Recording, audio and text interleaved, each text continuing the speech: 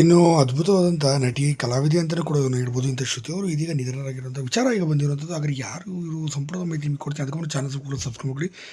ಇನ್ನು ಸಿನಿಮಾ ರಂಗದಲ್ಲಿ ಒಂದಲ್ಲ ಒಂದು ರೀತಿಯಲ್ಲಿ ಸಾವು ನೋವುಗಳು ಸಂಭವಿಸ್ತಿರುವಂಥದ್ದು. ಒಂದು ಕಡೆ ಆತ್ಮಹತ್ಯೆಗಳು, ಮತ್ತೊಂದು ಕಡೆ ಅಪಘಾತದಿಂದ ಕೊನೆ ಸೆಳೆತಿರುವಂಥದ್ದು, ಮತ್ತೊಂದು ಕಡೆ ಹೃದಯಾಘಾತ ಎಂಬ ಮಹಾಮಾರಿಗೆ ಬಲಿಯಾಗ್ತಿರೋ ಸಂಖ್ಯೆ ಅತಿ ಹೆಚ್ಚಾಗಿರುವಂಥದ್ದು.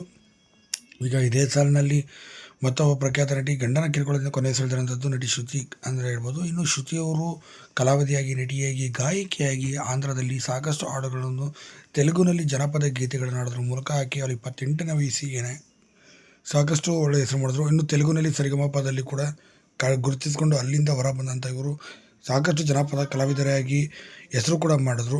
ಇನ್ನು ಇದೇ ಸಂದರ್ಭದಲ್ಲಿ ಒಬ್ಬ ಜೊತೆ ಪ್ರೀತಿಯಲ್ಲೂ ಸಹ ಬಿದ್ದಿದ್ದರು ಅಂತ ಹೇಳ್ಬೋದು. ಇನ್ನು ಆತನ ಜೊತೆ 6 ತಿಂಗಳಿಂದ ಕೂಡ ಮದುವೆ ಆಗಿದ್ದರು. ಸದ್ಯ ಆತನ ಕಿರುಕುಳ ಅತಿ ಹೆಚ್ಚಾಗಿದ್ದು, ವರದಕ್ಷಿಣೆ ಕಿರುಕುಳ ಮತ್ತು ಹಣ ತೆಗೆದುಕೊಂಡು ಬಾ ಅಂತೇಳಿ ದಿನನಿತ್ಯ ಚಿತ್ರಹಿಂಸೆ ಕೊಡ್ತಿದ್ದರಂತೆ.